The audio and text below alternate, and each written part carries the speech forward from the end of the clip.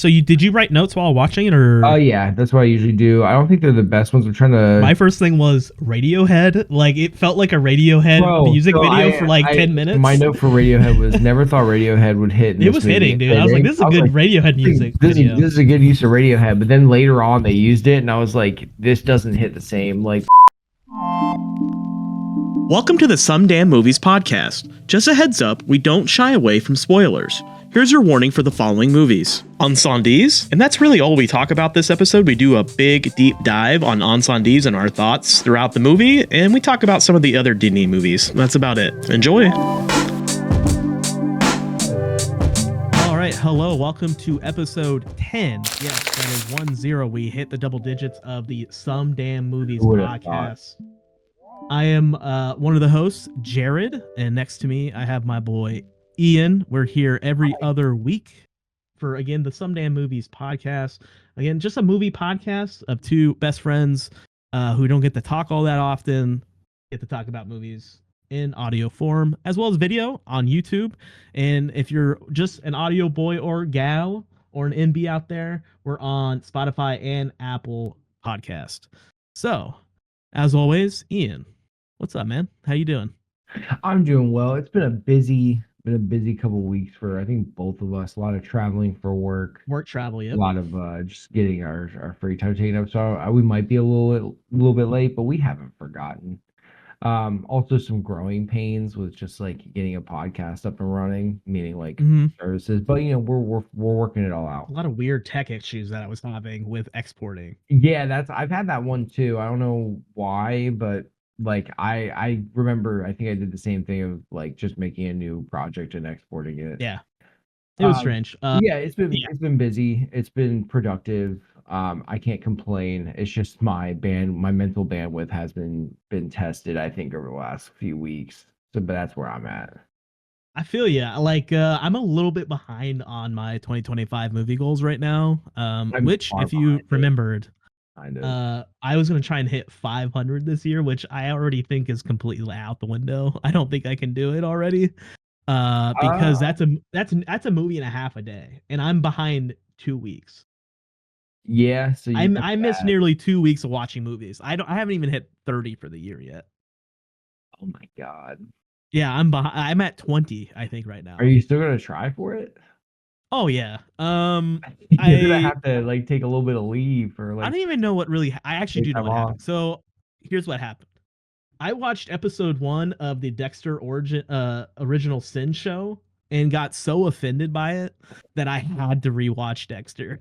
So, and it's on Netflix, so I can watch it on my Peloton after I get back from my workout. But like Dexter was one of the last things before I left that we watched. Yeah, and we both agreed that it was not as good as what we thought it was prior. Listen, season 1 is still very good. Season 1 is it has all the feel that good. Gets like you'll never feel it again in seasons 2 through 8. Yeah, but season 2 is still not that bad. The Lila character's trash. I hate her. She's even worse after my rewatch. Season 3 is. I actually liked it a little bit more this time. I actually liked the Miguel character. But I feel like season 3, I thought they did too many storylines that just didn't really. I'd rather them just do Miguel and not the Skinner character. Season 4, I actually think is overrated now. I still think it's probably one of the best seasons, but I think it's vastly overrated. I think season 1 is the best. I think we had come up with the Triad Killer being the Trinity Killer. The Trinity Killer, not the Triad Killer. The Trinity Killer being overrated. I thought we had that. Like, everyone goes off and they're like, "Yo, season 1's great," and then like. I even shared this opinion where it was like season 1's great, but then like 2 and 3 are like, but then you get to 4 and then you might as well just stop because it's done after that. And I disagree. Really season 5, I think, is underrated. That's the Camp Boys, right? That's the chase. Yeah, it has Lumen in it, which is played by Julia Stiles, and then the like tick tick tick. I think that's like a cool, clever little line that is throughout the show. I liked it. The rest of the show is fine. It's just like it ends poorly, so it really sours your taste. But I think I think they could have at least. I think the series itself could have been, um, at least been like pretty like I don't want to say pretty. Yeah. But the ending is so. It's like jumping the shark, man. Like the whole like riding off into the sunset with Deb to like with her dead body with Yeah. that was insane. The shitty CGI for what's her face being in Rome, like being like hear me out. The production of the show gets worse. Yeah, like you can CGI a lot of things. If you are just going to go with a little kid and like save little kid, like what's her name? The one that from the Russian season, the one that like ends up taking his Harrison? Yeah, Harrison. What's her name? The one from season 6, the Russian. Oh, like, Hannah? Yeah, so like Hannah takes Harrison, right? And they're like, I remember them being in like Italy or some shit. Hear me out to anyone wanting to like make any big production studio that is like, it would be better to CGI an Italian cafe as opposed to just going. You don't even make the set. Just buy a couple plane tickets, bro. I mean, it's a lot more than that, right? Like there's more, but like, is it that much more expensive to just go to Italy for like a day and a half and grab a fucking shot? Just go to a different state that kind of looks like it, or go to a cafe that kind of looks like one. There is absolutely a studio within there, like a studio setup that has an Italian cafe near you. You don't even have to go to Italy. What's that every frame of painting video? It's called like it's in Canada, right? It's the town that Toronto never plays Toronto or whatever, or Vancouver never plays itself. Yeah. Yeah. And that's what I've got to say. Like you chose to CGI in a shitty ass looking cafe when you could have probably just found a physical setup for a cafe and be like, yeah, that's Italy. Yeah, that's all you had to do. And you chose to do that. That was like the best example of how that show just went off the rails. But yeah, I think hindsight's 2020. I think honestly, I'm just glad that we do have season 1. I think season 1 is so good. It's a bang. I think it's very good. It's on the level, I think, of what we call prestige TV. I think it makes that list. Everything after that, I think, goes out the window. And honestly, this rewatch, I've laughed a lot more than I think I've ever have. The show is a lot funnier than I remember. On that note, but like, I don't know, the vibe of season 1 is just good. But hey, this is not a TV podcast. This is a movie podcast. Well, I mean, it has affected my movie watching. I think, and I'm behind 2 weeks. We're talking about like what have we watched, right? That's the whole part of this. Like, what have we watched outside of like our homework, right? And I don't watch a lot of TV anymore, so I would say I watch like a show a year or something. Like last year I did True Detective. Like we can fistle it because like for me, what I ended up watching, you bring up prestige TV, and I think this is up there with it. We're rewatching Severance, meaning I'm rewatching it, and Jess, I've been wanting her to watch it for a while. And we haven't been watching as many shows, but season 2 came out, and I was like, "Hey, you have to watch Severance. Like, you have to watch it now. Like, because I need to watch season 2." It still is one of the best television shows I think I've ever watched. Just like really, have you not watched it? I watched a lot of season 1 and really liked it. I never finished it though. Oh my god, dude! How the fuck did you do that? How do you go? If you make, how do you make? I understand you can like people cannot follow through on their goals. I don't know how anyone can not follow through with getting like even 5 episodes into that show and not wanting to watch the next one because I really digged it. Like I was really into it, and then I just stopped. It only goes up. Like it only gets more intense.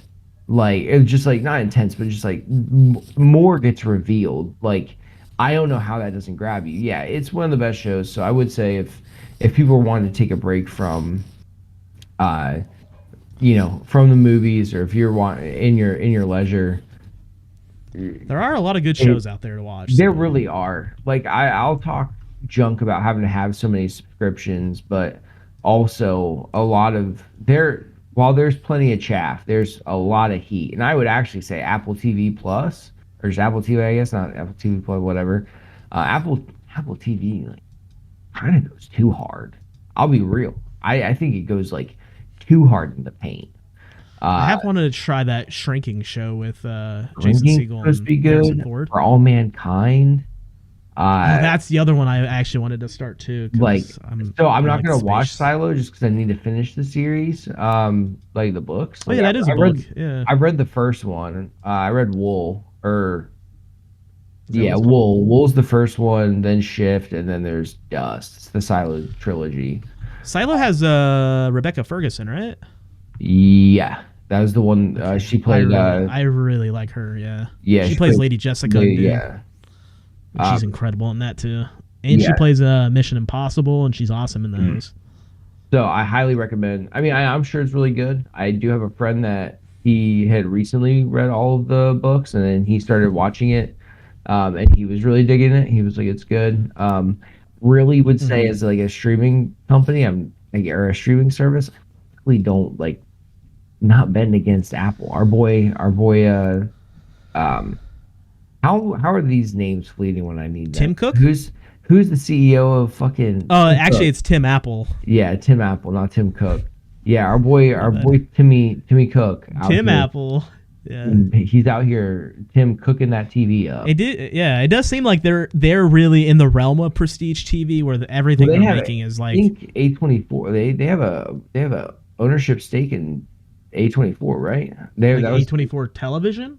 Well, I don't know if they make television, but I'm saying like A24. Yeah, A24 has like some like TV. No, but I'm saying that like Apple has a stake in A24. Oh, okay. I'm just saying that because all the A24 films are on HBO, so would be my only confusion. Well, I mean, I do think they have like a TV subdivision or some shit.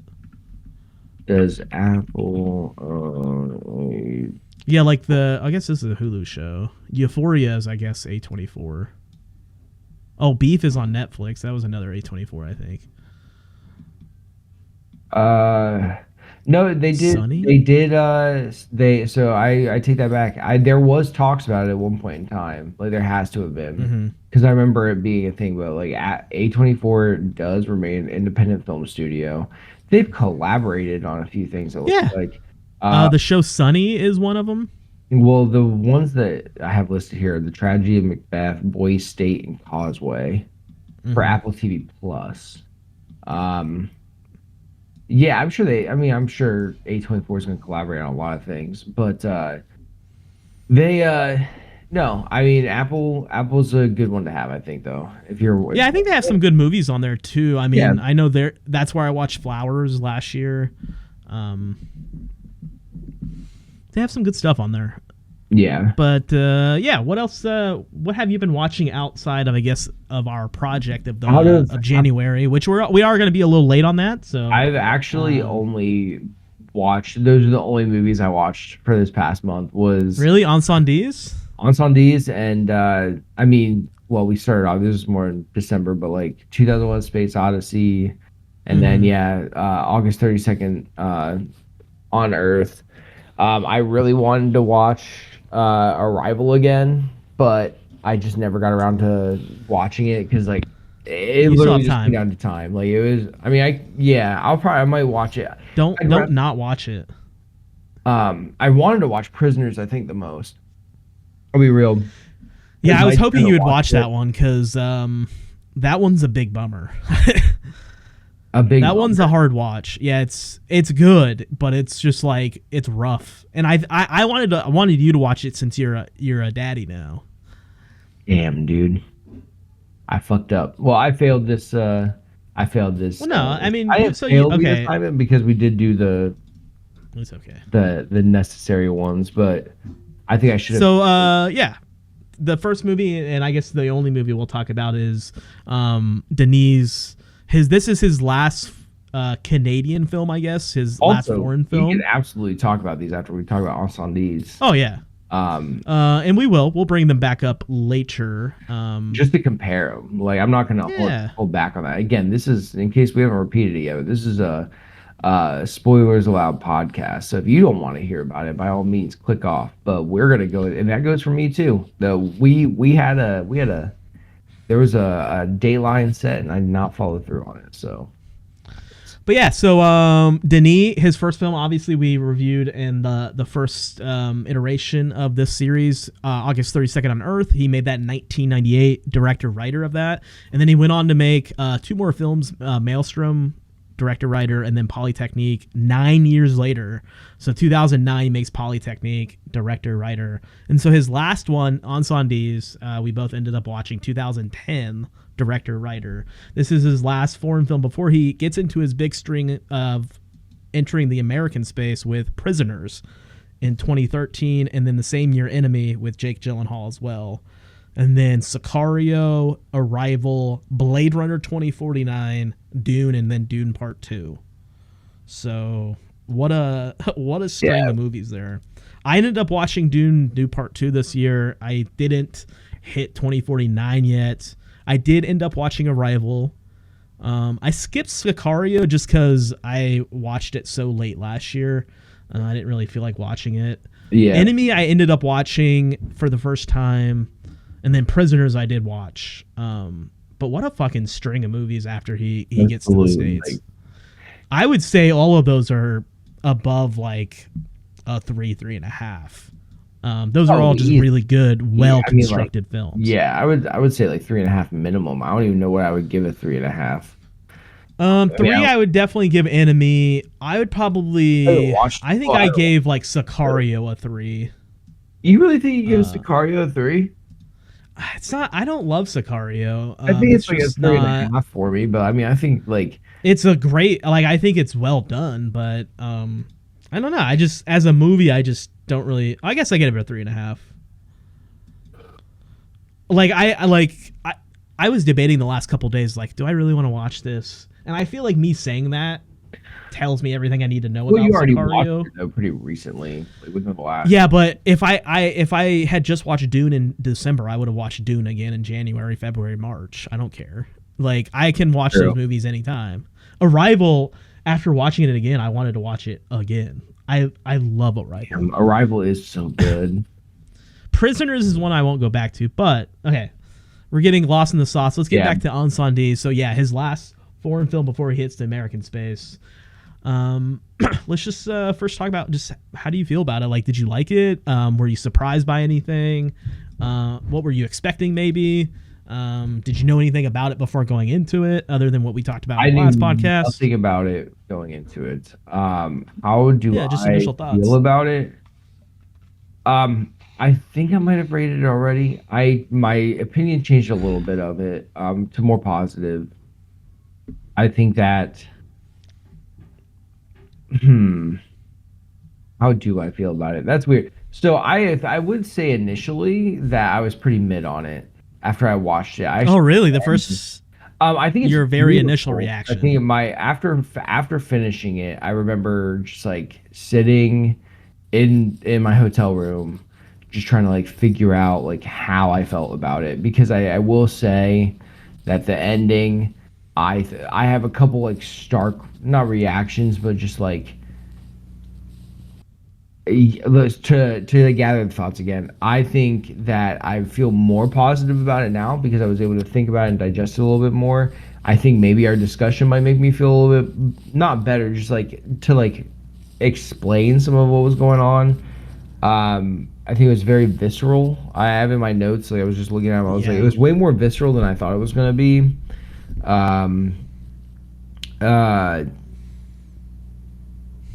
I think it's probably like I'm okay with it. I think I'm fine with it. So I'll say that I want to go into everything without knowing yours. So what did you think about it?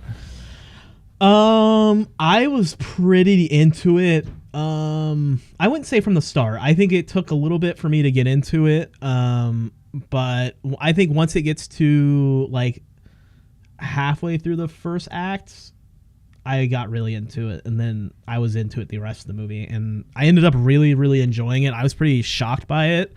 I absolutely thought so many gorgeous shots in this movie. Yeah, it is gorgeous, and most of my not complaint, but like the problems I don't want to say the problems, but things that I just didn't really care for were more in like the story side of things.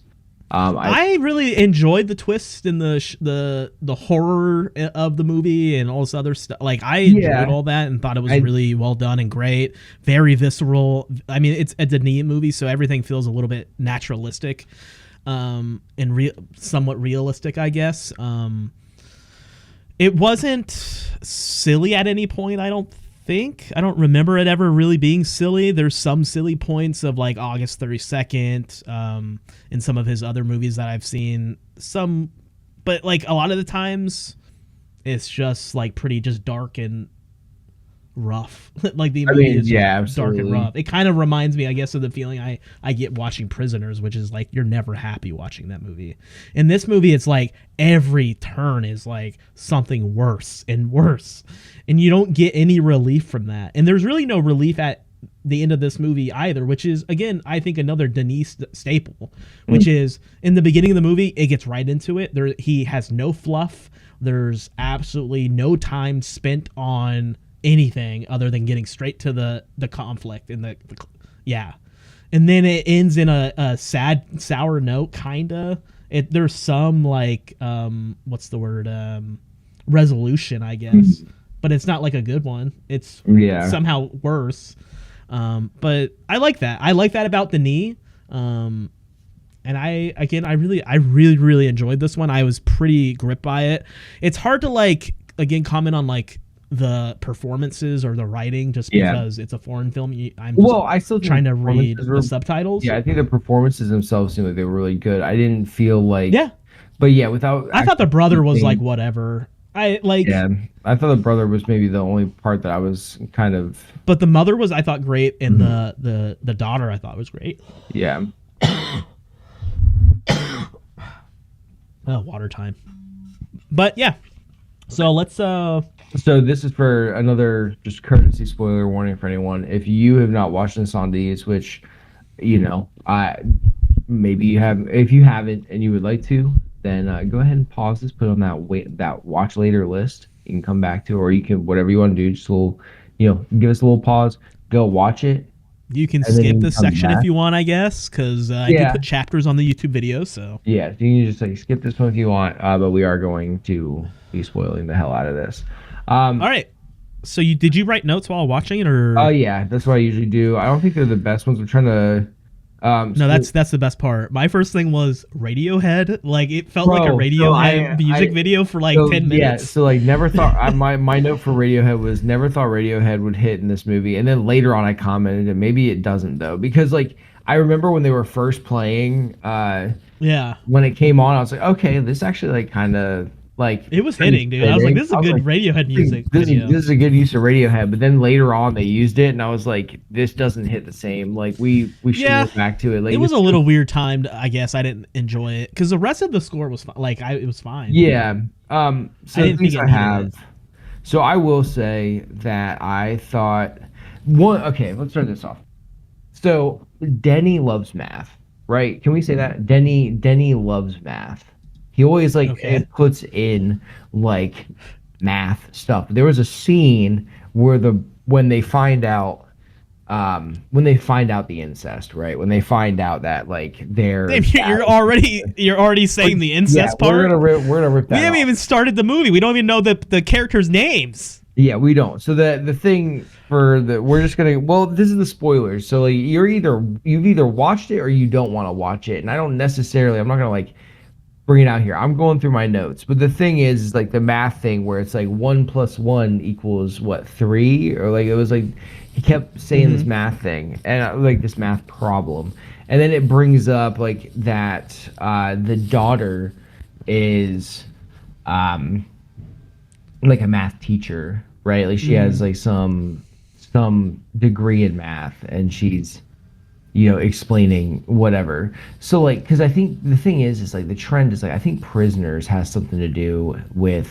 spirals and like fractal, or like it seems like it has like a little math component. Kind of. There is like some like mazes and math to it, I guess. Yeah. And then there's always like a rival where it's like it's linguistics, right? And it's like the study of language and going across like trying to traverse like different not even species but like um right. Time So is not linear. Time is all the yeah, time past, is present, and futures happening all at once. so Is like I one have to point. say that like one thing I had with this was like so the reason why I bring up the math thing, right, for those watching, right, is the big twist of this is that like the mother there's two all right, okay, I fucked this up, but like that Yeah, was what are you doing? Let's start the movie. I fucked it up. Yeah, I'll let you Start the movie. You start it off because I Okay. just want to like talk So about the my movie thoughts. begins, and it's like a Radiohead music video, and I think it's is it the mother as a child going through like the war and shit? I think so, I think, yeah. or is The it whole the thing is- twins right, in like the? I don't know, but it starts in No, like she- whatever. I mean, maybe. I think it's a memory or a whatever. So basically, it's following the death of a mother. Her name is Nawal, and you get that she's sort of like a Muslim immigrant that is from Canada. So they're in Canada, and she has children, and she seems like she's an immigrant or something that you He's learn not from. Muslim. He Or maybe not. Oh wait, they're he's- Christian technically. Well, like, They're coming from. they're because this is also I'm connecting it. this isn't like Israel or anything like, but like she is like I'm connecting Arab to like they're from in like those they type are of countries, it is Middle like yes. the Middle East, and it is, She is, yes. quote unquote not Israel and But not Palestine. she was technically part of the Christian faith. Well, yeah, like her family, 'cause that's like when it opens up with the like her and her husband, right?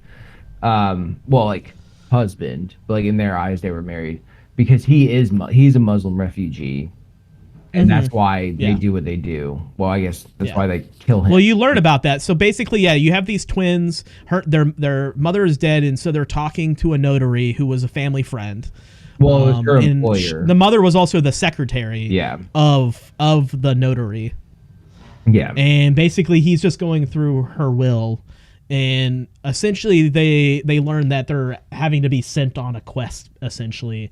They don't know too much about their mom's past, is that you kind of learn like her true past throughout the movie, but basically they're getting sent out on a task. They have to go find their father and their brother and give them these notes. So there's 2 separate letters and yada yada yada.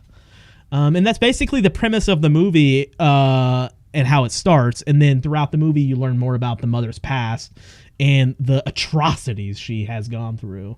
Well, to get to where she was at, which she was living a fairly docile, a much more regular life in Canada. So that's basically it's a present time. And then it goes back through series of flashbacks. You learn more about the story, mother Nawal. And it starts with her as I don't know how old she was. Well, this story from this point where we're saying that's pretty much Act 1. Yeah.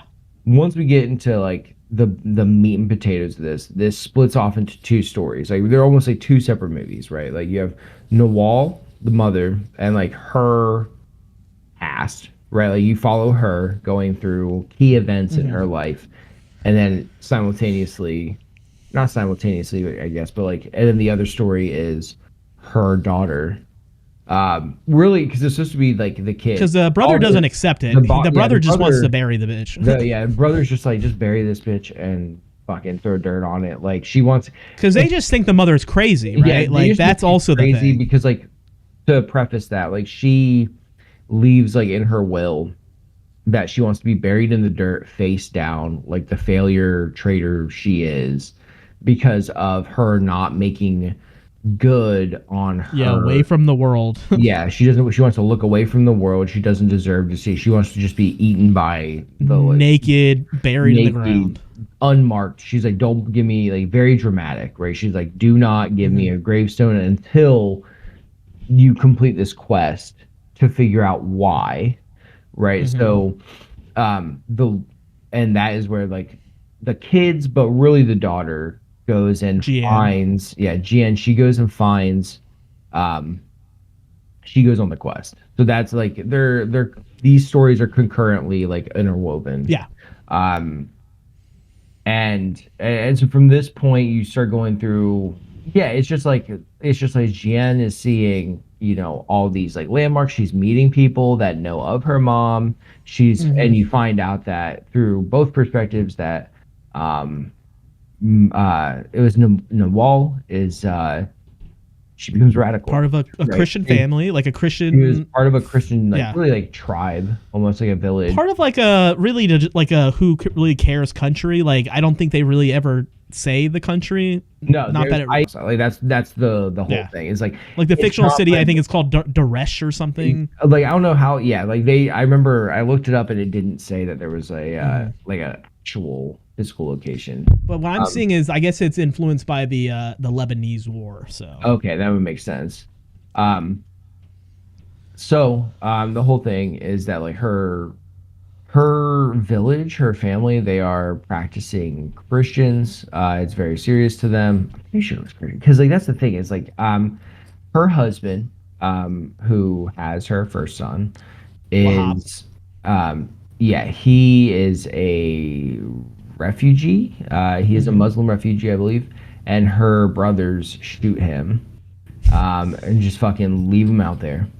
I think at that point I was in. Like I was so shocked by that scene. I was like, I'm in. Whoa! I like that happened. I thought this was gonna be, not that I was gonna be like, oh, Denny, we're gonna have like a little runaway love story. I just didn't expect them to just like. And they just move. The movie just moves from there. Like it doesn't, like it's not overly dramatic. Because she's pregnant too. That's the thing. And then she goes back up to her Oh, they're about to kill her too. Like she says she's pregnant. Yeah. And I think the grandma. Well, that was they were gonna do it, and then the grandma says like, "You won't fucking do that." Which like, shout out grandma. Like that's the power you. That's the kind of power you need. 2 armed dudes and like grandma's like, "Shut the fuck up. Get back up here." They have the kid, and this kid they tattoo with 3 dots on his freaking heel. The heel. Wait. There is a deal made between the grandma and Nawal. Well, that is the deal. Was what that she wouldn't. She has to go to college. She can't like be with her baby. With the uncle, she has to start her life over, basically. Yeah. She's shunned from the village. They'll spare her life and be shunned, and no one likes her anymore. She's not really part of the family. Yeah. She'll go live with her uncle. She brought shame to the family. So and she agrees, and so the grandmother ends up like tattooing the baby's heel, 3 little dots. She can find them.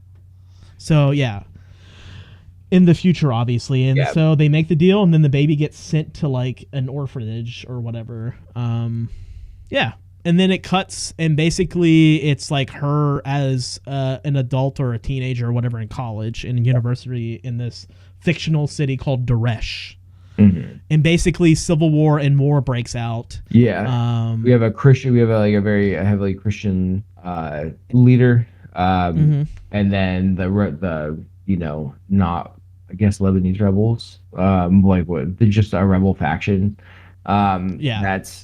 It's like 2, and they're almost like 2, like they're just because they're not like full military, but like they're like because you have like almost like Christian rebels taking them over. And she opposed the war as a woke college student. And basically war breaks out. Her university, I think, gets completely destroyed or attacked or something. Yeah, like they basically have to get the hell out, and so she's no longer a college student at this point. And so now her quest is to go find her son. Well, a lot of things happen. There's some key things that happen in between there because she gets radicalized. She sees what happens, and then that's when she's like, what ends up happening, what's very paramount, is that she meets up with, I believe, one of the, like, I guess you can say, like, the rebels, like the Muslim rebels, and it's like, she's in after like what the, I guess, like the fucking Christian, like the government did. She's like, like, fuck this shit, like I'm in, let's do it, like no more peace, like it's only war, which is an overall theme of this movie, I think, is just that like violence is persistent. Like revenge is, it's like a revenge story, right? I think at the core of this is like how revenge never ends, and it takes over and consumes you. And it's just cyclical, right? Which is it, and it's a very, it's a pretty unique take on it. But that is what it is at the core. And so she becomes like a tutor to the prime minister, president, whatever's son. Oh yeah. I think teaching like a like English or some shit, or not English, but like I don't know, French, teaching him something. Well, she doesn't do all this until after she goes on the quest, I think, to go maybe find her son, and then she learns that the orphanage got destroyed. Yeah, she finds, oh, that, you're right. Yeah, she goes to find her son, or she finds out that the orphanage was, you're right. The orphanage gets destroyed, and that's what radicalizes her. Because she's like, they fucking killed my son for no reason. Right? Because she just assumes he's dead. And, so then she, because I think when she goes like undercover, I think that happens after even all the bus stuff happens, right? Yeah, because she was on her way. Because because it doesn't happen until she gets imprisoned. Yeah, because she's imprisoned for that. Yeah, for the assassination. Because so to that point, she leaves town in a bus full of Muslim refugees. Yeah.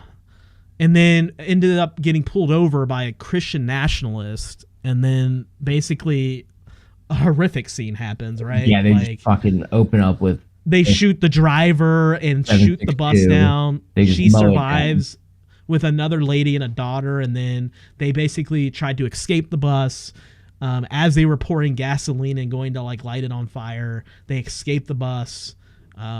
She has a cross on. She still has a cross from her family that she had, and then she uses that to like survive. And then she tries to save the baby, the kid. Yeah, not a baby, it's a kid.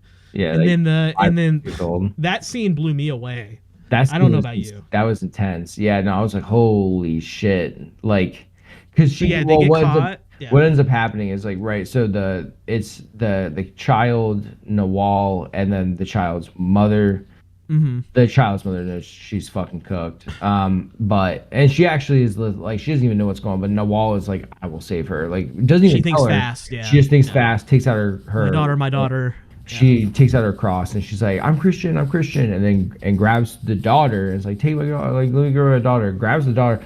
The daughter then runs back to the bus as they're lighting it on fire. They fucking dome her, dude. They just pop her in the back of the head, and then the bus. And then Nawal, they leave, and Nawal is just like, she literally is just trying to do good in this world. That's what I took away. Like, she literally just wants to do something good in this world, and in the world as we know it. It's impossible. It just fights back. It's just like, again, it's like this cycle of violence that just never stops, and she can't break it. So, and like, I think with this compounded or accompanying the news of the orphanage, this is what makes her just say, fuck it, dude, I'll join. Like, this is how the world is. What a powerful shot that is after the bus and they leave and stuff. Just her just exhausted on the ground. She's not really crying. Like, you can tell like she's already seen some shit, but like she is still kind of broken in the scene. And then in the back you just see the pillows of black smoke and the bus is on fire. Knowing what just happened, was powerful. And I don't know. It was just that part was so good. Yeah. And I will, again, like, for this movie, like, Denny and his team, they always cook when it comes to the cinematography. Mm-hmm. I don't know if they're the same ones, but like, he has a good eye. Whoever he chooses to work with, whoever he has working with him, they always cook on the shot. They find a way. I would say none of my complaints about Denis Villeneuve's films ever have to do with like the shots. I think August 32nd we kind of went on a little bit about. It's still fun. Yeah, it's still fun. It was still good. Yeah. It's just it felt like there's some great shots. They're so good. Yeah. It's like, sometimes you don't need them all, but like these were very impactful, and you can kind of see why he probably broke from this movie, because as we go on, Nawal. So I would say actually up to this point, I feel like that's a big chunk of the movie. I feel like this last bit is kind of like what the last This is probably like 30 minutes, 40 minutes maybe. Yeah, probably 30. This is a big chunk of the movie. All that just happens. Yeah, like a lot of build up to this. So this part is where now what you were just talking about, the tutoring stuff. Yeah. Nawal becomes radicalized. She gets in touch with the Muslim contingent. She becomes a sleeper cell. She's planted inside of the home of the prime minister / president, whatever they call him. And one day they cash in, they burn her. And she goes in and she assassinates the president at his home. Yeah, is he like just chilling outside? Was he in he was just hanging out with friends? Yeah, he's just like hanging out with friends, business, doing political fucking diplomacy. I guess. I'm trying to think. Do you know? Do they tell you how much time passes? I feel like it's quite a bit. Yeah, no, she's there like a couple years. They build. So she waited. Because again, like most of what she's blaming is on this guy, right? Because of this conflict. So she waited for years. So at this point too, she knows her son's dead, or she believes her son is dead, but there's still a chance, or does she know at this point that there's potentially a chance that he's been radicalized himself? I don't think she knows at all. I don't. She just assumes since the beginning that since the orphanage got blown up. Yeah, because no one told her there was. I don't think so, because she didn't. When she went to each of the little destroyed sites at both of the orphanages, and didn't see any bodies or anything like that. But I think this is what Jian was figuring out. Yeah. I don't think Nawal knew this. Right, because then she spends you see the scenes of her on the sites, and she's not there's no bodies anywhere, so she doesn't. I don't think she automatically assumes he's dead. I'd have to. It's been a minute. As of recording this, it's been a couple weeks since I watched it. I think she knows there's a possibility, but I don't think maybe she's not looking for him still. I think with the way this ends, I think she stopped looking for him because she thought he was dead, and that's why she's a failure, right? Because so at this point, she throws all this away, right? Because if that was her one purpose, right? Was to find her son, and once she thinks that he's dead, she's like, oh, it's that is. I guess at this point it's to pay back for killing. Yeah, that's why, right? Okay, yeah. So, to that point, this is where we start to. This is what Jian is here for. This quest is to fill in the details because she's just doing investigating work, and you're also seeing where I thought a really cool scene with Jian was when she goes back to the village. Yeah. With the mother's circle or the mother's circle. The other Marwans. Yeah, and she reveals who her mom is, and then they're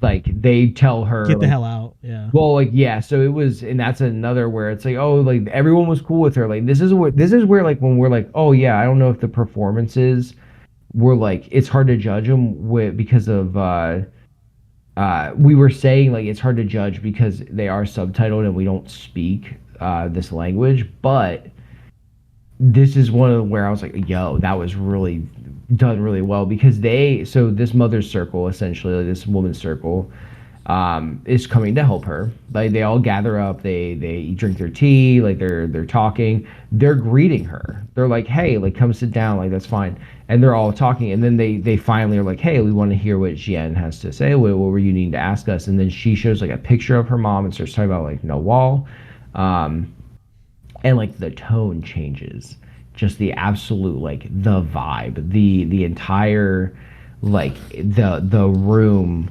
just becomes quiet, and it was very suffocating. I was what? I'm and that's why I'm the performances were good enough to where I was damn, dude, that was that right there. This is awkward. And then they start one of them starts calling her a fucking like a dumb whore, I think, probably something like that. They were all like, bro, like they were traitor, like traitor, she's like he was like, yeah, well, I think they do rein it in, a and stain then on they're the like, family. and then they're like, hey, like you're no longer welcome here. Like Mhm. we didn't know who you were, now we do. And they were very curtly at best. We're just like, you need to leave now.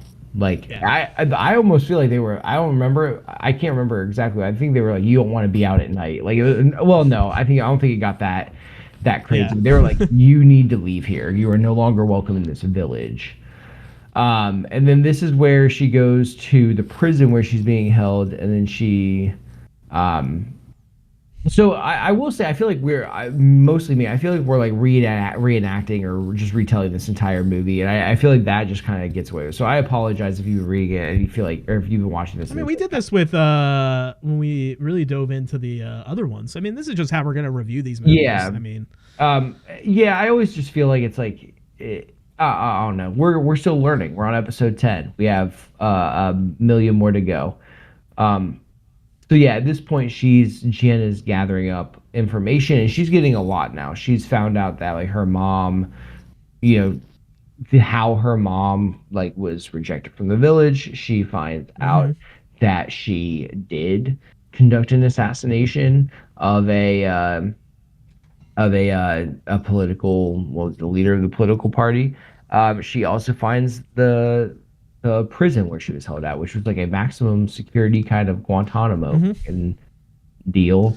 And this was just the women's prison, right? I don't think men were part of this part. Well, it was only a women's prison, but it was pretty brutal still. It was very Spartan. It wasn't even Spartan. Like it was like you had a stone floor and a bucket to like use the bathroom, and that was it. They called her, I think it was Songbird, because she always would the woman who sings. Yeah, the woman who sings. She would call him like the woman who sings, because she would be singing like constantly, or while they were torturing her or something. Not while they were torturing her, but other inmates. To drown out, to drown out the sounds. And she was doing it, I think, for her and the other people or something like that, to like make it.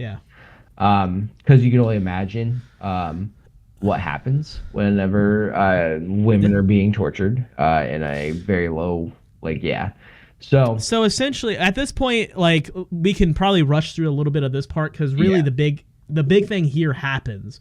So she's here for, I don't know, however many years. Was it like 13 or something like that? It was like 7 to 13. She was there for a long time. And she was like known to like not fucking break. Like, well, yeah, they were like, she never broke. Like, she never gave up any information. She didn't say anything. She would just let them do whatever. So like, we'll speed up. Like, I think the big things to see here in the movie are, well, in the background is, let's put this at, well, no, really, I was going to say in the background of the past is that her son, the one that she doesn't know is alive and that you don't know too much about, he was actually basically abducted and became like this deadly sniper part of this refugee, right? A couple of the militants. A couple things happen here. What you find out, this is like where the end of act, like this is like end of act 2, like, you know, act 3, like we're finishing this, like 2.5. Like we're trying to, this is like we're trying to get through this, is what they're saying. And you find out now, they take it's revealed to Jian and her brother, which at this point her brother is now like has come to join them to like go on this expedition. Simon. And Simon is told, I think it had to be him. I don't think Jian was allowed to go. He told, there's like, so they find the warlord that destroyed the orphanage. They finally find him, and he says like he'll speak with Simon, who is on board now, is finding all this shit out, and it's like, this is crazy. Okay, so he goes.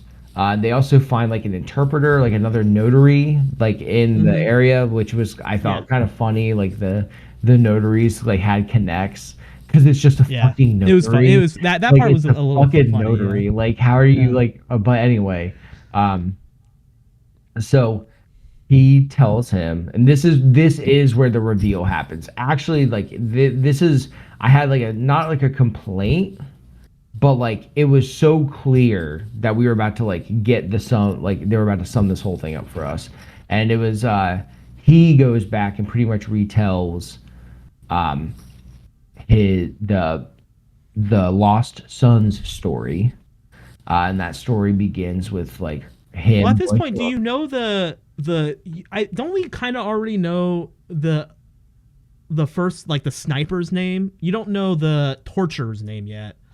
Well, I don't. Do you already know it's like the Niad Dame or whatever? Like he. Maybe I can't. I'd have to look. Because at the time whatever the baby's name was, and then the day they were like inputted or whatever it was, which was in May. Yeah. They had that was the name.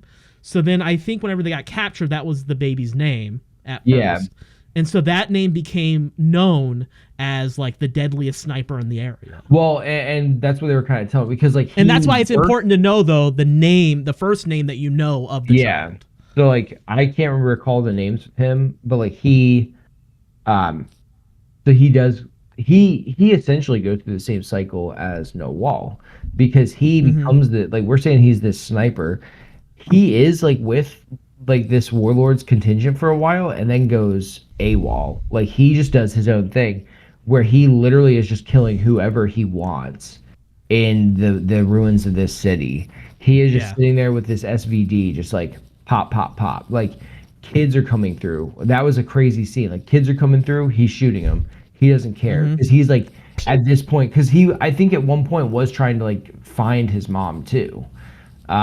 He was also, I think in the whole exposition of the reveal to Simon, he was explaining like, he wanted to find his mom too, but then eventually like she just it never happened, or like he felt like he was forgotten, so like that's how it was like for him. So he was taking out that, and then after this, I guess we'll say this stint of being this like sniper, he gets picked up by another, I think the Christian faction or whatever, like the actual, they pick him up, and this is where the reveal happens. He becomes one of their most talented. He had a penchant for torture, so he goes and he gets a new name. Abu Tariq. Yeah, Abu Tariq, and they bring him in to try and torture their most vigilant and resistant captives. And this is where you find out that he has been torturing his mother for 13 years. Number 72 is what I think her name was. To him, his beloved number 72. And she obviously, like, I don't think it goes without, just to clarify, like, this torture was sexual in nature. And it was the R word. And she ends up getting pregnant with his kids, who are twins, who you find out are Jan and Simone. They find this out, and that's where like the from this point, and the which she doesn't know yet either, like Abu Tariq or Niad, whatever his name is. She does not know. She doesn't know. Years, she does not know. Like this goes on for like the better part of a decade or more than a decade, like 30 years. Like her entire life, I guess 20. And then one day, what you find out is like she was swimming with Jen and Simone. Like they were all just had like a family day swimming. Like a little flashback, yeah. You get like a flashback to the day that she died, and she's getting out of the pool, and she looks up and she sees the 3 dots on a man's heel in Quebec, because that's where they live out. Because they were. Well, you learn though, like, because after all the torture and stuff happens, she actually gets let go. Or no, they gets taken over and stuff, and then she like she's freed, yeah. So she's basically she's freed, and then he ends up being like deported or whatever. They not placed deported, in Canada. They which a lot of them are. It's like they're refugees. Like they leave. I forget why, but they flee to Quebec, and it was like a similar system, right? It was because of the war. Like that's why they're both, because that's why they're in the same area, right? But she sees that he has like the 3 dots on his. This man has the 3 dots on his She connects the dots. She connects the dots, seeing those dots. She then gets up and looks up at him. He does not recognize her. She recognizes him for reasons, right? Like she's probably does. I don't know if she does, if he does recognize her or not. I felt no. He does not recognize, which is kind of weird because like after 13 she looks years, a little weird. I mean, she also did look like she looked a lot more. And I don't think he was there the entire time. Because you got to think like, when she got there, how old do you think he was? Like 5? What do you mean? Like, okay, let's say she killed the one guy, right? The leader. He wasn't that old, so it had to be during the end of her term, basically, before they. I think they noted that they were trying to torture her for multiple years. No, they tortured her, but not him specifically. Oh, well, I would say like him specifically. I think he still did it for years. Yeah, I just don't know if it was that long. But she I don't think it was. Yeah, she looked a lot different though too, like much more different than he did. But like also you probably would never forget his face, and right, like the person that tortured you that way. So like she notices him and then realizes once she sees the dots that like what happened. Because she does have the kids, like that was another thing that gives it up, is like she had the kids while she was in the prison, and then the kids were taken. Jeanne and Simone were supposed to be dead. Like they were supposed to like just be like left out, like kind of like they kill them outside. But like the nurse was sympathetic because it was the woman who sings, and she was kind of a legend, honestly. Yeah. Like, well, not just for her singing, but like for what she did to a lot of the rebels. So like the nurse that was helping her, like the doula, I guess, but like comes out and has the kids in like a bucket and is like, can you just bring them, like give them a better life? Like she'll be out to find them because she just wants her kids. Like I've told her that I will do that. And then they find them. So that's the big, and then of course like she writes. Well, once now the kids know, they write the letters to the father and and which, even though it's a crazy journey, right? It's a crazy quest. It was kind of necessary for them to understand the kind of like the turmoil and everything that had happened to get to this point, and something that she would have never told them. And then she writes 2 letters, one to the mother, or one to the father, one to the brother, which they knew that they had a father. They knew that they had a brother because I guess she had talked to him, but the fact that she found out it was both, she like handed them. They handed both of them to Tariq, and then he found out. Well, and so he opens the father's letter first. Yeah. And basically it's just filled with a bunch of negativity, obviously. Like this is the man that tortured her, R-worded her.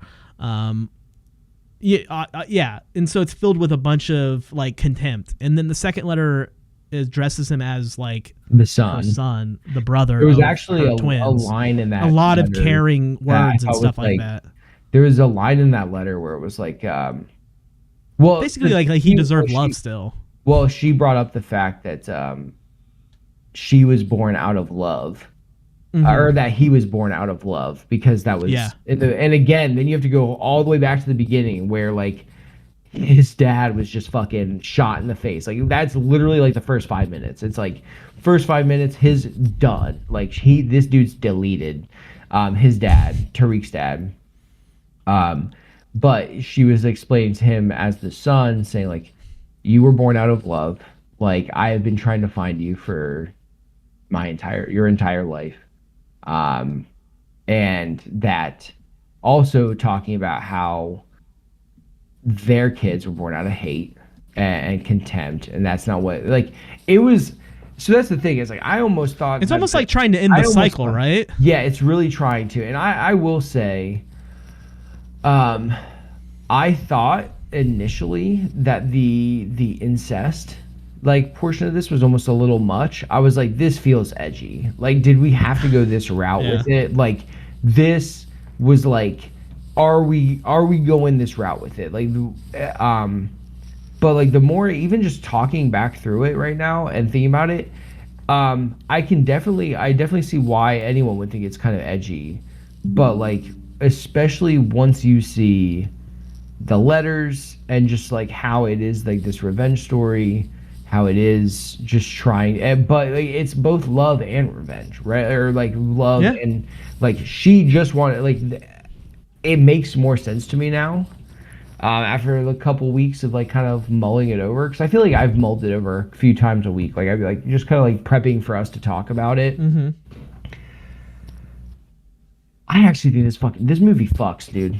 Yeah, it's good. I actually think, yeah, like it makes again. I initially thought the incest thing was like a little too much because like it was like I brought up the math. It never turned me because off. I was like, it never turned me off either. No, if anything, I was like, holy shit, like what's going on?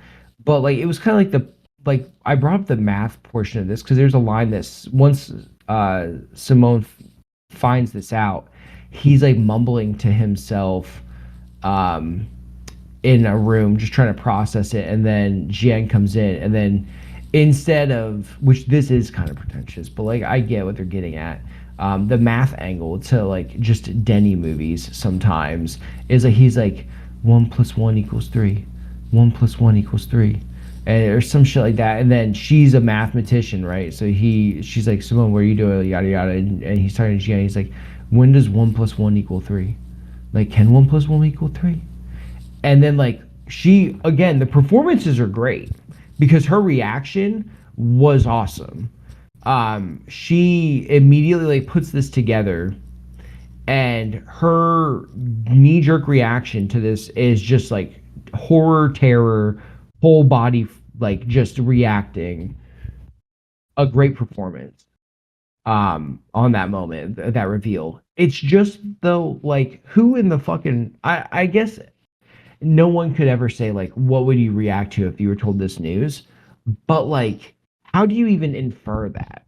How do you be like 1 + 1 = 3 and be like, oh, like my mom got fucked by my mom and my brother is my dad, like my brother's my dad, my dad's my brother. So cryptic. Yeah. Like, I'm just like, why do we make this cryptic? Like I would have also, by the way, I'm born out of the art, like yeah, like my mom was impregnated by her torture and because like, the thing is abuser. Like, Jian was not in the room whenever this was revealed. This is all like Simone explaining it to her. Yeah. And what he is saying, she gets what the conversation is going to be about, but she doesn't know everything. And then simply put, like Simone, to my knowledge, to our knowledge, it just tells her does 1 + 1 = 3, which what they're saying is right, mom and Tariq's brother and father, right? So 1 + 1, and then I guess the three of them, because like it's 3 kids. I don't even fucking know. I don't get it. Like it's not that I don't get it. It just seems like it's. I don't fucking know, dude. I'm thinking about anything. The math problem is the edgy part, not the incest. That's what I'm saying. The math part is the edgy part. It's not the incest about it. It's like you're revealing this news. How did Jian even infer that that's what you were meaning, right? Like, and I would say this movie is 100% worth a second watch. I will probably even talking about it right now makes me want to watch it. I would probably buy this one. This is probably one that's going to get added to the Blu-ray collection. Honestly. I mean, honestly, perfect transition. Let's rank our Denis movies as best as we can. I feel like I'm still pretty hot on all of them because the only one I haven't watched is Prisoners. But like, if I were to rank, let's rank. Okay, so right now, I would say last place. I'll give August 32nd, even though I do like it. I like it, but like this is definitely August 32nd is an easy one to put at the bottom. Not bad. It's like just for his movies, he's gotten so much better. But it was, and then for me, I would say that going to a film festival was perfectly fine. I would watch it again. I really do think I would watch it again. But like it's just kind of mid. It's whatever. Yeah. It's a good debut. It gave him honestly more confidence to do his next. August 32nd on Earth gave me big Lost in Translation vibes, but not as good as Lost in Translation. If anyone doesn't know, which you probably don't, Lost in Translation is easily one of my favorite movies of all time. Top 4, easy. It gave me wanting more from Denis in that space rather than what he's been doing, even though I do obviously enjoy what he's doing. But after that, I'd probably give it to Enemy. I did watch it the other day. I like it. It was fun. It was good. Just didn't love it. Like, I don't think I'd watch it again. Didn't really care. I don't think I'd care to watch it again. And then probably give it to Sicario. And then I'd give it to Prisoners. And then Blade Runner. And then Dune, Arrival, and then Dune Part 2. That's my list. I think Dune Part 2 is his biggest, boldest, most powerful. Like, it's everything you want out of Denis at 10. I think that the problem I have with like Blade Runner and the Dune movies, which I love quite a lot, is that they don't feel. They're almost like Marvel movies to me. I just kind of turn them on and watch them. Like, they're not. I think done at the very best. At the very best. Yes, but nobody. I don't think anyone's better than him at doing that. Yeah, because I think he's just like sci-fi. I think he's. It's kind of hard for me to even put him in a rating because they don't feel like Denis movies in a way. I would say Blade Runner more so than Blade Dune. I think Dune for sure. I think Dune has a lot more in him. Dune feels like a Marvel movie to me, and I like the books. I like his play on it. They're great. They look great. They sound great. The story is great because it's just a story that we know, Frank Herbert, right? Like, but it feels more like a Marvel movie in the sense of like, hey, like, we have this IP, like, would you make a movie for me? He's like, yeah, absolutely, I've been loving this, right? Like, it doesn't feel like a true Denis film. I would actually say Blade Runner 2049, he probably had a lot more leeway. I don't know if he wrote it or not, but like, right? Well, he produced and wrote Dune. He did not write or produce Blade Runner. He adapted Dune. Like, he didn't. Well, okay, he wrote the screen. But I'm saying, like, right, because like he's not screenplay versus adapted screenplay. Yeah, I'm saying, like, my thing is just all the other movies feel like they were. It's hard to rank them because I'm actually thinking about it now. I would put. I don't think I can rank the Dune movies and Blade Runner. I don't know. It's weird. Get out of here. I think. Well, no, it feels weird because, like, for me, I think Incendies, something like Incendies, Prisoners. Oh wait, I didn't even rank Incendies. I would put that. I'd actually put Incendies second. I think. I would go Dune Part 2, Incendies. Actually, I'll put Arrival third, and then Dune 1, and then the other ones. That'd be my list. Because I think Arrival's pretty big for me. Yeah, I think for me it's Arrival, Incendies. I think the next one would maybe be Blade Runner. Okay. I think I would do that. And that would at least be the top 3. I think I agree with you on Sicario being like, it's a great movie, but I don't think it. I don't think I necessarily wanted to go back and watch it like again. Like, it's just like, oh, it's good. Like, I like it. Like, it was it was a great movie, but like, I'm saying, like, it just doesn't capture me the same way like as those other movies did. Yeah, I feel like, honestly, I guess it maybe reminds me more of Incendies, but I think in the big chunk of the movies he did in the later part of his career, it feels the most out there, right? Like, yeah, I guess because like Dune 1 and 2, Blade Runner are more sci-fi. I guess Arrival sci-fi too. Enemy is a little thriller, I guess, and then Prisoners is thriller. But Sicario, I don't know. Sicario just feels different for me than those other ones. Again, they're great performances by everybody, but it's one of the Denis movies I don't think I really want to get back to all that much. I honestly think I would rather watch Prisoners again. Yeah, I need to watch Prisoners. I definitely think that Dune is absolutely next level. I love Dune. I think they're like perfect. It's not perfect. They're the best adaptation we're gonna get of the Dune books to film. Just like in media, these just are. I guess if we're, it feels kind of fucked up to not rate it, because I would say Dune feels like, I don't want to say they feel like his magnum opus, but it feels like his magnum opus as of right now. Like this is like the biggest project he's done, with one of the most popular titles in sci-fi, one that he loves. With a bunch of popular a cast, like all the cast is out of this world, like top notch. Yeah.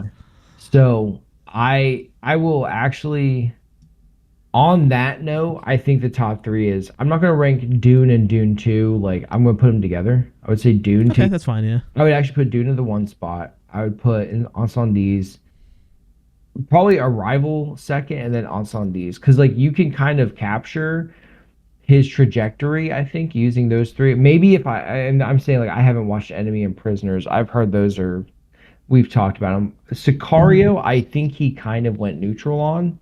I don't think I can watch Sicario in these, or like I've watched Sicario multiple times. I really do love the movie, but like as far as scale, as far as like the movie that he produces and he writes, and I think that Sicario for me feels more like a waypoint. Like he just kind of stopped here and made this movie, but I don't think it pushed him necessarily farther. I think I think Dune, Arrival, Incendies were all these huge tentpole, like keystone moments in his career. I would also say I think Blade Runner's up there too. The thing is with Blade Runner, I think this is, like we were talking about 2001: A Space Odyssey. I think Blade Runner is aesthetics the movie. 2049 specifically. Yeah. I mean, it's Roger Deakins' first best cinematographer award ever. Yeah, and he was just in his fucking bag the entire time. Yeah, so the thing is like the overall story for Blade Runner, right? Are they a replicant? Are they not? Yada yada. Can they like the whole reveal of what was it? Because that was they find out that the child of the replicants of Harrison Ford and right, like she's captured. That was like, that's good. I mean, it was a good story, but like the story actually doesn't grip me all that much in that movie. No, like, same. It's like honestly just kind of there. It really is aesthetics the movie. You're there for the look, you're there for the cinematography. And are they fucking amazing? Yeah, and they are fucking out of this world. But like honestly, even finding out that because it was also almost felt like fan service, because like everyone's been like, is Decker a replicant or not? And then like they, it's like, oh, it's clearly is. That was a huge debate. But I give that movie, I agree, like I love that movie, but it is purely for the visuals. Yeah, I don't really like, and it's entertaining in that I'm gripped the entire time. It is entertaining. I still enjoy the movie highly, but like it's because it's immersive. Like, yeah, the story I don't really care about, and like it's like whatever in that. Like I would put it in the same as 2001. Like I would watch it again. I would love to see it in IMAX at any time. I would go see it at any time just to go watch it. But yeah, it doesn't like take me in. I don't really like old Harrison Ford anyways. He annoys me. It just doesn't seem like he wants to be there. Yeah. I think it was a little different on this one. His role was a little, I think now he's at that point. I think fucking this Dial of Destiny just fucking ruined him. I think he's just trying to get a check and leave something for his family. But I was going to say, I put so much respect to this because it had one of the hardest things to do, and that's compete with the visuals of the original Blade Runner and the original like cult status the original Blade Runner has. And I think it's up there. I put them on similar levels personally. Yeah. Because they sort of do the same things, where like the first Blade Runner, it's kind of aesthetics of the movie too. I mean, it's very slow paced. There is question. That's the thing. Is like first, I love the original Blade Runner. Like the end of it. Well, it's because it asks us the question first. It asks like like it's not even just like, oh, is Decker, because everyone sort of like, oh, is Decker a replicant, but really it's like just talking about how like what's his name, the white hair replicant, but like right, like Tears in the Rain, right? It's like, am I crying or am I not? Am I a person? Like, I'm a replicant. Like, why should I be treated differently, right? Like, why can I not live my life? Why was I programmed with only like 8 years to live? And like they're rebelling, right? Like they're going amok, and like that's why like the reveal to Decker, or the realization to Decker that like maybe not even his case, but just talking about like even just in the bare bones of, you know, just him realizing it's kind of fucked up what's going on with like how they're treating replicants, how they're manufacturing replicants to do, you know, to do the menial tasks, and they're just wanting more, they're becoming sentient. I felt like that had more impact than what like 2049 necessarily did. But again, so I say this because like Arrival, like fucking looks fantastic. On top of that, like the whole, again, like time is, it not only looks but sounds fantastic. Yeah, everything. Like Arrival. I'm still gonna watch it. I'm watching it this week. Yeah, I mean, I was sucked back into it when I watched it the other day. I was like, Arrival, this is so good. 100%. Like you can clearly see where like Arrival. Like again, my whole like the keystone moment, like Incendies, Arrival to Dune, is like. It's like you can kind of map his trajectory from those points. I can't speak to the other ones in between. But I can speak with like Sicario, where I just felt like it was like, oh, he probably just wanted to make this movie. It's not like I didn't really see necessarily where he grew with them, but like just seeing those three, like you're like, damn, like he really has fucking come up. What I'll say though, on kind of trying to wrap this up a little bit, but like our boy Denny deserves your attention. I think that's the biggest thing. I honestly think this was super important for us to do anyways, and I'm glad it happened around this time because he is not getting the respect he is deserving right now at the Academy. He did not get nominated for Dune 2, which is insane. I like, maybe it's me because when I was really big on Greta getting nominated for Barbie. Yeah. Even though it wasn't, I would argue, like the best film, but it was still, I think when you're taking an entity like Barbie and doing what she did with it, I think that is nothing but more deserving than another movie that probably got nominated. Because who else is going to do it like that? Like, can you see Denis doing a Barbie movie? Probably not. It won't look good. Like, Greta has that personality, Greta had the writing for it, like, for that. Yeah, like she's a writer director. She has Noah Baumbach with her as well. He helps write. And she just has the vision for it, and obviously probably the personality for that style, and it just worked for that. And that's what Denis does. Like, I don't think there's another director that works sci-fi that could have done it like he did. I think he is the director of sci-fi. I'll be real. I can't think of like another director in the realm of science fiction that executes on his level. And it's just like the grandness in space that it's just everything. It seems so practical and needed, and there's so much thought to it. Like the Dune, one of the things too about like the Academy too that didn't get nominated was like the Dune costumes, which I thought was insane. Some of the Reverend Mother costumes are so insane. Like, how does that not get nominated? We'll get into that another time when we get more into Oscar speak, but let's wrap up the Denis stuff. Out of this, like, I'm not much of an Oscars guy. Like, honestly, I think we used to watch him like whenever I was there, but like I lately haven't had time to watch all of. I think the last 2 years I just have failed to watch because like there's still some I need to watch, like Anora. Like I want to watch Anora, and that's so good. I need to find more time, and this is where we were talking pre-show, where I was like, and what we're probably gonna talk about on some damn podcast. Where it's like I want to be more deliberate, and that's my goal for this year is being more deliberate with what I do, and I think one of them is just deliberately. Like, I need to just sit down and carve out some time for things I like, and movies are one of those things, and I just need to be like, hey, like sit down and watch this, enjoy it. And to that point though, like Denny, I'm sorry you didn't get your recognition. Denny, I can't think of another director that really captures probably Ridley, right? Like he still works. Man, he passed Ridley in Arrival. Like, let's be real. Like, that's a conversation for another podcast, but because did he do Alien Romulus? No, that was Fede Alvarez or something.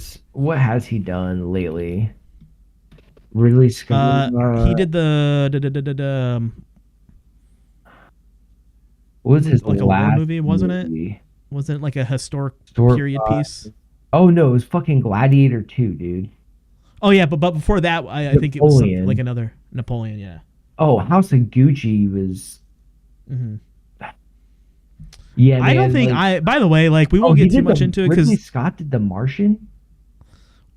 Oh yeah, but we'll probably. I mean, Ridley will probably be sometime this year, obviously. Yeah, we should put Ridley Scott on there. That's gonna be. There's two. I mean, there's a lot, but like not for this next one. Yeah. But like we definitely.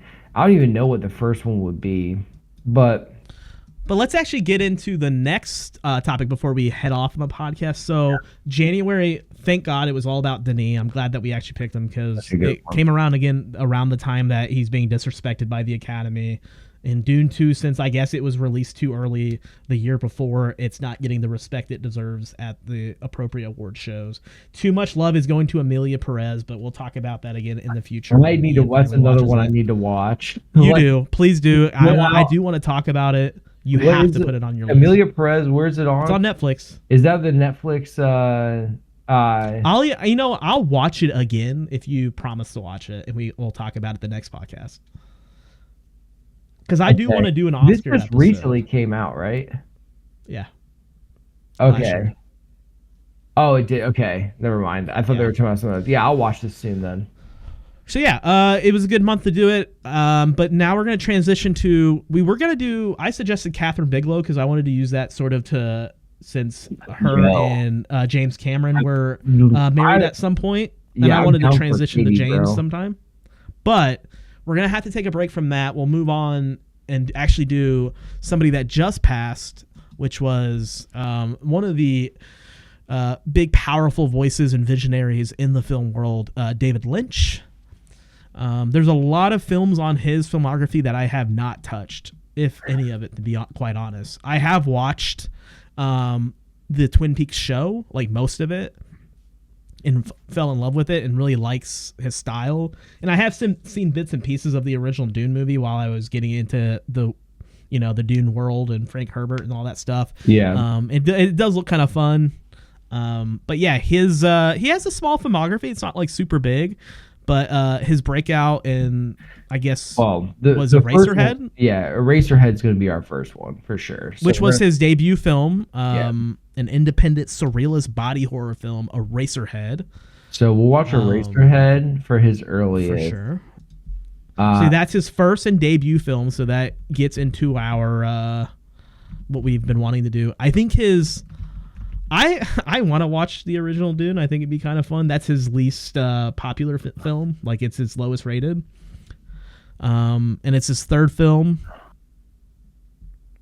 I don't even know. I am for sure doing Mulholland Drive. That one has to be on the list for me. Well, I'm trying to, because I think that's his highest rated. The ones we have to do is Eraserhead.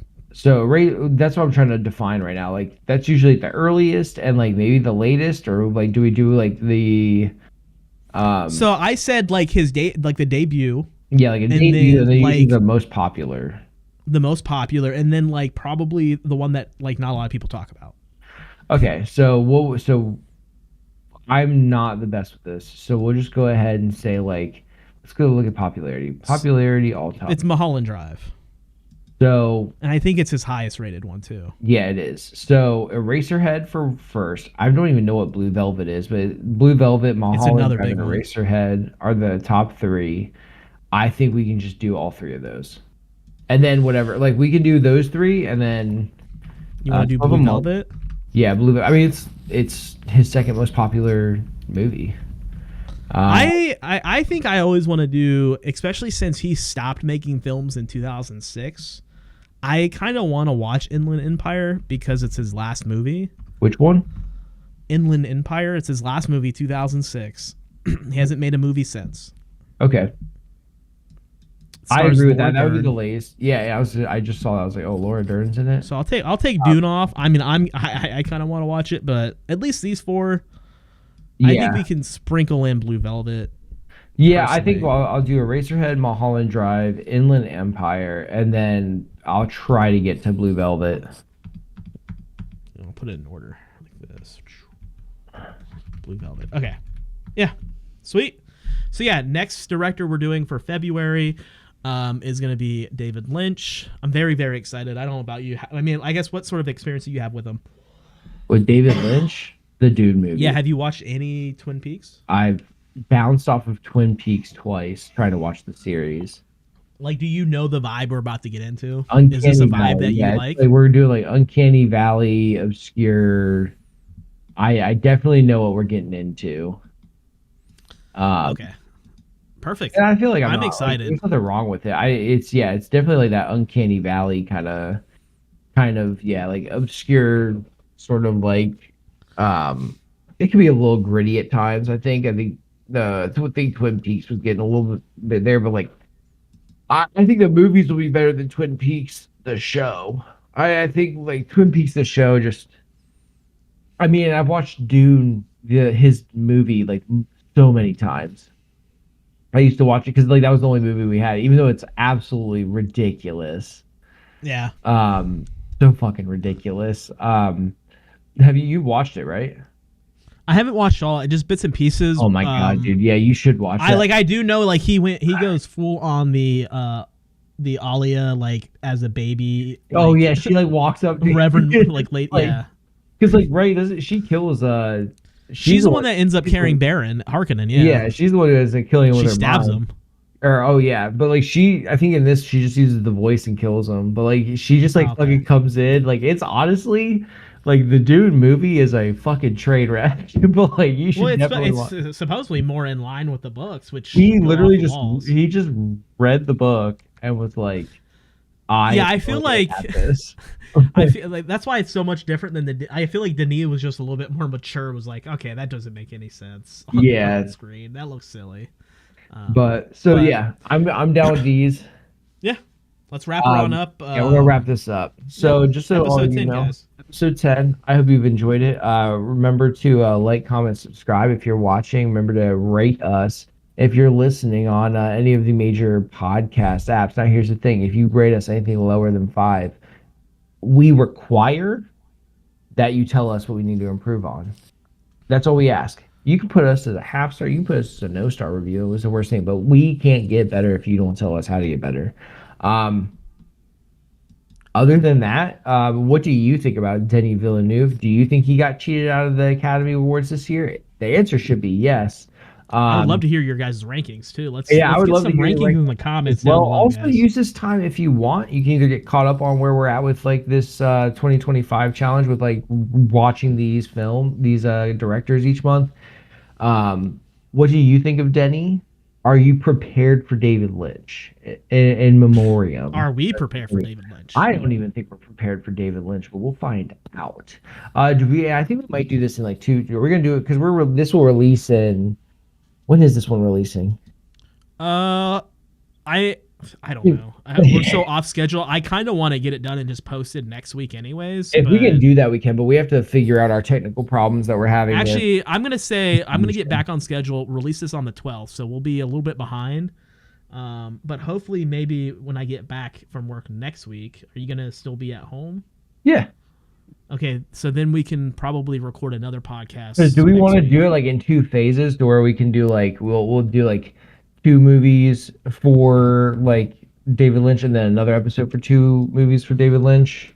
I think right now let's doing all of them at once is gonna be it's gonna be a jam-packed episode. Well, let's for sure do Eraserhead together. Yeah. Next week. Okay. Let's just do that. If either of us get to Mulholland Drive, we can talk about it. If not, I think we need to focus on that the second time. Yeah. And then hopefully get in Inland Empire as well. Okay. I think that one's less important than those first 2 films. Yeah. Those are the 2 big names I've always seen. Yeah. All right. Yeah, well, I think that's fine. Yeah. That's that. Appreciate you all again for being here, listening to this. I hope you enjoyed it. But that's a wrap for episode 10. Who thought we would get here, Who thought? I did. Not me. No. Also, yeah, real quick before we actually end, put directors down below. Comment down below. Yeah, we need directors you want to see us do. Yeah, because this is all year, baby. I don't want to do all the big ones. Yeah, we're wanting some like stuff we haven't really heard about, or some that we think like foreign directors as well would be great. Yeah, foreign would be great. I I think Kurosawa will probably hit this year, right? I feel like we I have to think do he some has of to, those. especially because we started this whole show Yeah. like on like, oh yeah, like let's experience like more Kurosawa. Yeah. But yeah, Watch other than movies, that, guys. That's it. watch That's my only movies. message. Bye.